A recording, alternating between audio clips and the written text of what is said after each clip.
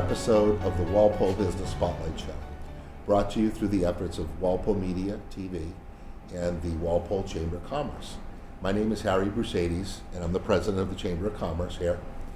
And what we like to do with this show is bring into focus local businesses, sales professionals, and entrepreneurs, so our general viewing audience can get to learn more about their products and services and get to know, like, and trust them so they can make great buying decisions. My guest today is Renee DeSimone from Veterinary Neurology and Pain Management Center of New England. Renee, thanks for coming in today. Thanks for having me. And again, with your name, it's just like Rebecca De Mornay. That's right. The actress from the 80s. See? Is she still around? I believe so. Okay. So, the owner of Veterinary Neurology and Pain Management of New England is Stephanie Kuby. Yes. And I've met Stephanie a couple times, as well as I think I've met you one or two times yes. up there. But before we go into Stephanie and her credentials, let's talk a little bit about you. What's your title there? I am the head technician and the hospital manager. I'm a certified veterinary technician, and I also am a certified canine rehab assistant. So you're kind of really the go-to person there. We're all the go-to people there. We really, the team environment is pretty stellar. Everybody is cross-trained. Everybody is able to do everyone's job. And it works out very, very well. So when you say team, talk a little bit about that. So we have a total of 11 employees, most of them technicians.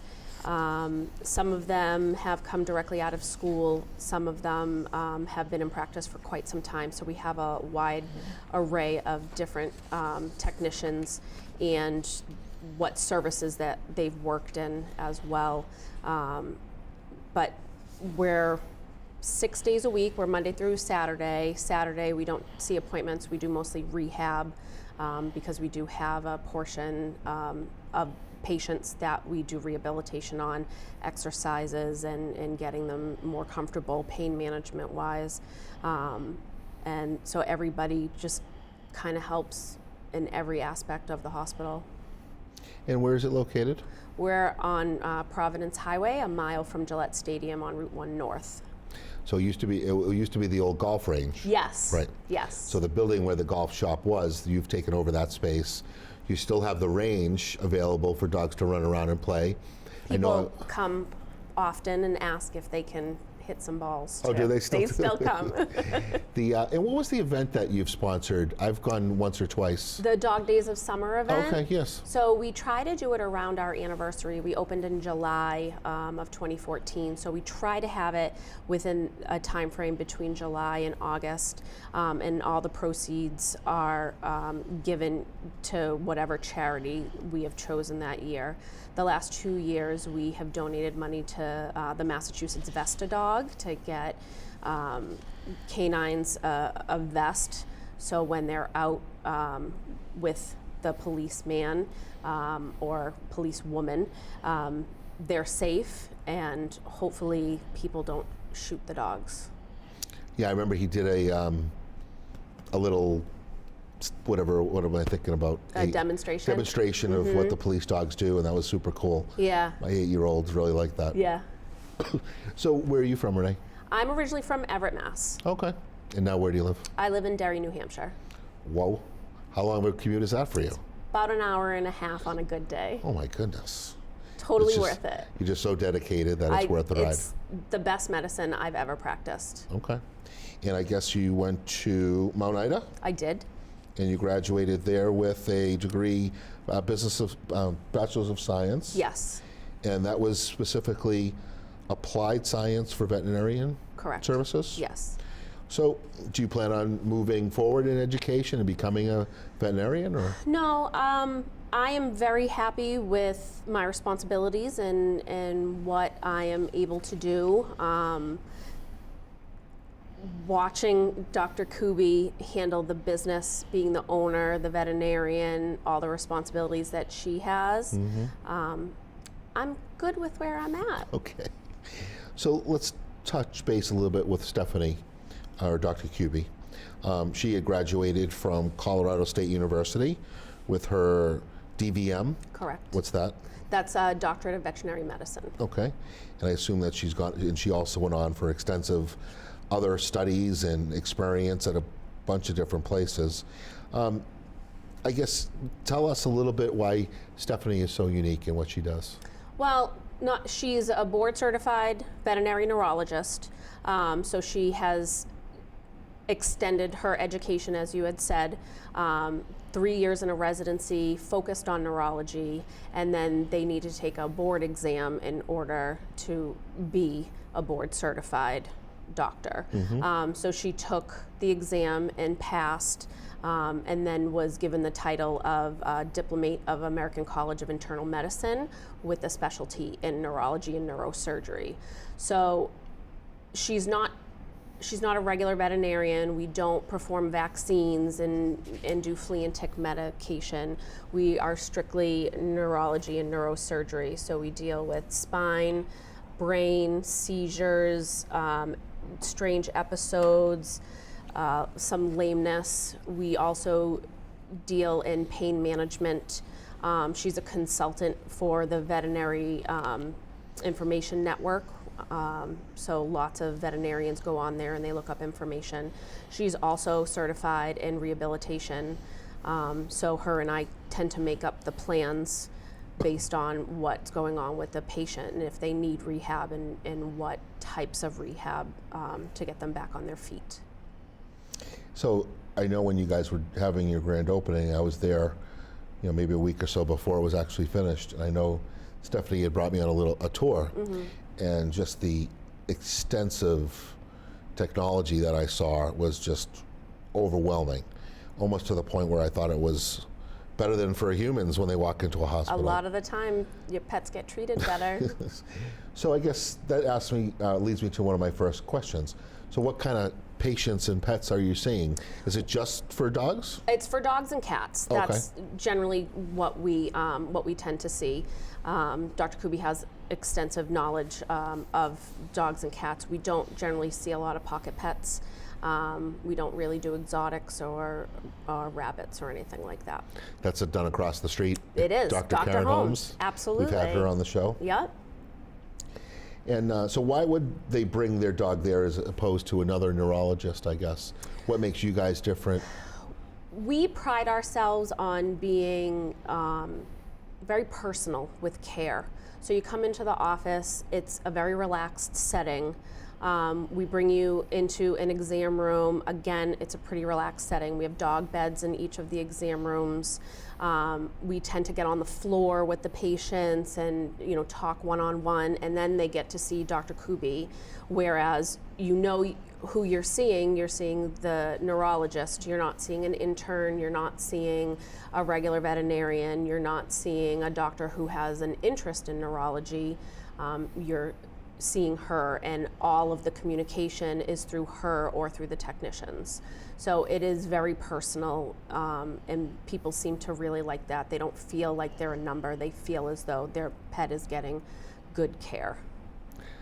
So how would a dog get to you guys, or how would we get to that point? And again, I'm asking the question because it's, you have that story of when my dog swallowed something that they weren't supposed to, and I read up to Tufts, and you start to have the conversation about, well, the surgery will go this way and this is what the cost will be, and it's like, we're going to schedule it for tomorrow. And again, not to be inhumane here, but there used to be a conversation of like, what are my options, right? And they lead you right down that path, and again, that's fine, I get it. I've had people that I've talked to that would spend whatever was in their bank account to save their dog or pet or cat, because they're very much loved. And I can only imagine brain surgery. What you got? What? How would I ever think about that? How does it get to that? I guess So do you go to your local vet? They diagnose a problem and then it's referred to you? Generally, that is that's how it is done. So we we have a lot of referral bases. Patients come in from regular veterinarians who say, you need a neurologist. This is not my expertise. Or like we see a lot of epilepsy where the veterinarians have started the process of medication and things like that, but the seizures are so bad that they just are unsure which way to go. So we see that. A lot of dogs jumping off furniture, jumping on furniture. Sometimes they hurt themselves and yell out. They go to their regular vet, they do a course of medication. That course of medication doesn't usually help, so then they send them to us. But we've had a few patients, or clients rather, that have driven by, has seen the sign and have called. We also, try to do some quality of life things as well, as far as chronic pain, medication, again, the rehab aspect of it as well. We also have hyperbaric oxygen. We're the only specialty in New England that has that, and we've had some really good success for people that don't have the option of or have a difficulty with finances, and then we can give them different options. So we always start with the gold standard of care after the exam is done, and then if that's something that's not feasible, then we talk about medication, we talk about other things that can be done. Are there a lot of veterinarians that are doing this type of unique work? There aren't. I think we are the only standalone neurology, neurosurgery single practice. A lot of the universities or corporate medicine have a lot of different specialties under one roof. We really, Dr. Kuby worked in corporate medicine. I worked in corporate medicine. A few of the employees also worked in corporate medicine, and just didn't feel like we mattered or we could make a difference, sort of disposable. And here we know that we can make a difference. We know the things that we're able to do, how to help, and we can make that decision without having a committee around and taking 6 to 8 months. If we want to get medication in, we order it and start that, and we're always doing continuing education meetings and trying to be on top of the best practicing medicine that we can. So I know one thing we wanted to ask was, what diagnostic testing can be done there, and I think you talked a little bit about that. And again, that's where you guys will kind of make decisions. It could be worthwhile to go down this road for surgery. Right. Or it could be just a matter of easing the pain Right. and making them feel okay for the short term, I guess. Do you find that, is it more the show dogs or the very expensive breeds that people are working, or is it your run of the day, I think it's a Benji type of little letter? bit of both. Yeah. I think that when people come into our building, they expect a certain kind of care. So we see puppies, we see geriatric animals that have been with the family. We try to help shelters out. So we have a wide array of animals that we try to get the right medication for, or the right plan of action, and to get to the client's goals as best as we can. And we have MRI on site, so a lot of the times people travel from quite a distance and they want things done the same day. So we have an X-ray capability, we have in-house blood work, and then we have the MRI. We do surgery as well, and then depending on what else is needed, again, we have the rehab, so we can do gait analysis. We walk the dogs and cats up and down on, it looks like a treadmill sort of, and it tells us, the computer analyzes their steps and tells us, are they lame on this leg? Are they not putting as much weight on this leg? And then we can work with that to get them to the best health that we can. And does it require you guys to be there 24/7? It sometimes does. We do have an on-call service, so we sign up for the on-call, and we also have another technician who works at a different hospital, and he comes in also to do overnights. So when it's issues with neurology, again, that's the brain, correct? I didn't go. Brain and spine. Brain and spine, okay. How do those injuries occur, or is it more of a disease, or was it an incident? It can be both, actually. So some pets have genetic issues, other ones, it's kind of like wear and tear. And then the long back, short-legged dogs are more susceptible to back injuries just because of their short legs and the long back. Mm-hmm. Okay. And when clients or owners are looking for you and your services, is it by referral only? Do they need a referral, or is They it just? don't need a referral, but again, that's the majority of our clients are sent to us based on referral. Do you find that more people than not have pet insurance now? I think it's still kind of new. I would guesstimate maybe about 20 to 30% currently have health insurance, pet insurance, and it really depends on what their expectations are. So if you get health insurance when the dog is healthy as a puppy, they tend to do a little bit better as far as reimbursement. If you get it while your pet is sick, it's sort of like individual health insurance, and anything that's a pre-existing condition Sure. is not covered. And And they- then go ahead. they have different tiers, and there's so many companies now that sell pet insurance, it's hard to know which one to go down. And I can imagine they might have exclusions for specific pets, like the rare legs for the German Shepherds is always an issue. So how have you found the reimbursement procedures to go? I mean, have they declined most things, or has it been smooth process? I think it depends on the company. It's definitely been much smoother as years have gone on. They do reimburse the owner, so the client has to come up with the money first, and then they get reimbursed that way. Okay. So that can also be a difficulty as well. Sure. Oh yeah. Oh yeah. My Amex card got hit pretty hard. I believe it. Yeah. So, is it emergency calls, or are people coming to you and Stephanie and the team with a pet and saying, you know, this is my new dog, want you to just I want you to check him out, let us know what you think, what diet should I be working? I mean, is it something that is proactive along the No, way, or is it not just usually. sudden incident, sickness, or accident? Usually Get them down there. that is.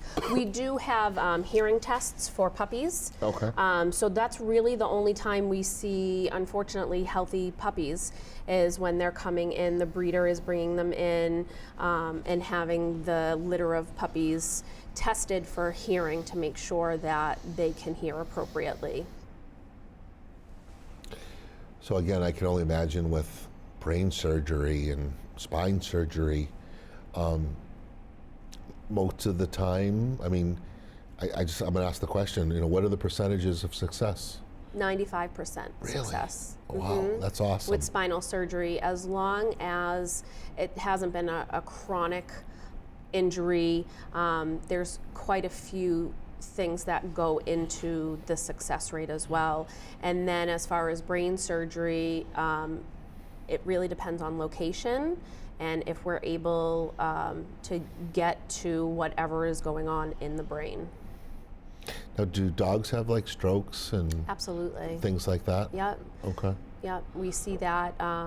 Sometimes they have high blood pressure, which can lead to strokes. Sometimes they're elderly and they have a stroke. We can see that on MRI as well, as long as it's been within a certain time frame. But we do treat some of our stroke animals with hyperbaric oxygen and have some good success with that as well. And is there a difference between one vet that deals with neurology services versus the board certified member? they have more experience. Okay. Dr. Kubi had to do an internship and then a residency. The residency was 3 years, so she has that experience under her belt in order to be a diplomate of internal medicine. So there definitely is a difference as far as knowledge and experience with a board-certified doctor. What would you say is your location coverage point? I mean, are you getting pets from out of state coming to you? Yep, we see pets from Rhode Island, New Hampshire, Vermont, Massachusetts, and we've had a client drive from Connecticut. Her dog had fungal pneumonia, and it was being treated, but it wasn't going away. So we did hyperbaric oxygen, and we actually cured that dog. Interesting. And what would you suggest is the length of stay on average for a certain event or surgery? So for back surgery, we generally can discharge them in the hospital at about 48 hours, sometimes 72 based on their pain level. Brain surgery really depends. We want them as calm as possible. So if they're anxious in the hospital and they're stable, we want to send those cases home. Sure. And then we also do neck surgery, and those seem to be the quickest recovery-wise. It's generally small dogs that have neck surgery, but obviously any dog or cat can have a herniated disc. But those dogs feel much better, much quicker. So usually that's a 24 to 48 hour discharge time. Just a thought came to mind. Do dogs have like chiropractic services? Or? They do. Okay. They do. Anything that you guys do, or there's? We don't do chiropractic. We had a doctor coming in and doing acupuncture once a week, but she wasn't booking out. So we send those pets elsewhere now. So you guys do definitely venture into some other holistic pain management solutions, which and we is have nice. a few nutraceuticals from the company Bayer. Okay. So they're working really hard and do a lot of research on some of their nutraceuticals, and it's definitely helpful to have those on hand as well. Did you ever watch that show, Dr. Pole? Yes. Good show, huh? Pretty good show. So, but she's not working on cows or no, thank giraffes goodness. or anything No. like that. So how do we spread the word as far as for the general public watching today? What should they be looking for? What should they be listening for when it comes to how, I heard of a company that could basically help your pet.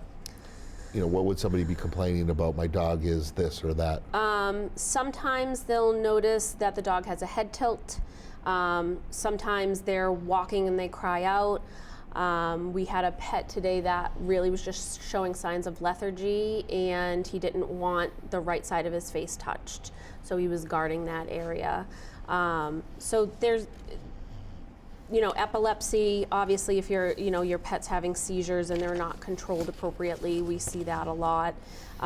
Pain management, again, some animals come in and they've been diagnosed with cancer and they just want a good quality of life. So we'll provide them with that as well. Mm-hmm.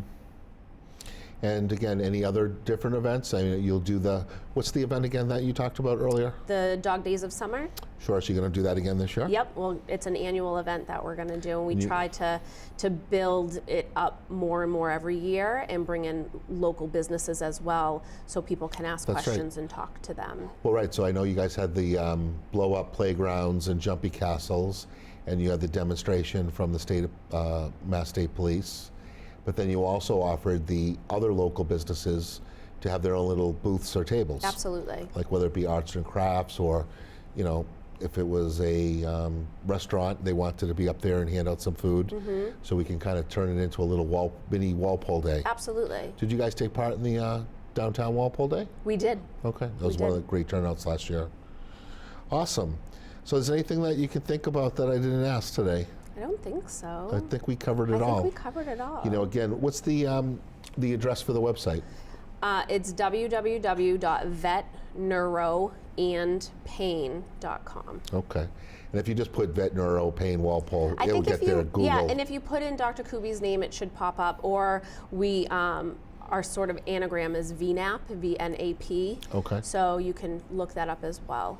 Excellent. Yeah, and the website has little pictures, cases that we've done. Very nice website. Thank Very you. extensive. And then our Facebook page as well. Yep. We do little stories, and people will go on and say, you know, this is my dog. He's you know, so happy, and It's so funny how nice. like that corner of Walpole on Route 1 has become this like pet market It type really of, I don't know what is. it is. So you got Yeah. the Country Feed store, you got Dr. Karen Holmes, you've got the groomer, Village Groomer? Village Groomer. And they have you guys next door, and then there's another hospital up the street. And then Tufts Vets is about Yeah. 7 minutes It's away. so weird. Yeah, so we have a lot of services going on in that area. Great. Well, again, veterinarian, neurology, and pain management of New England has been a member of the chamber for about Yes. 2 years now, maybe 3.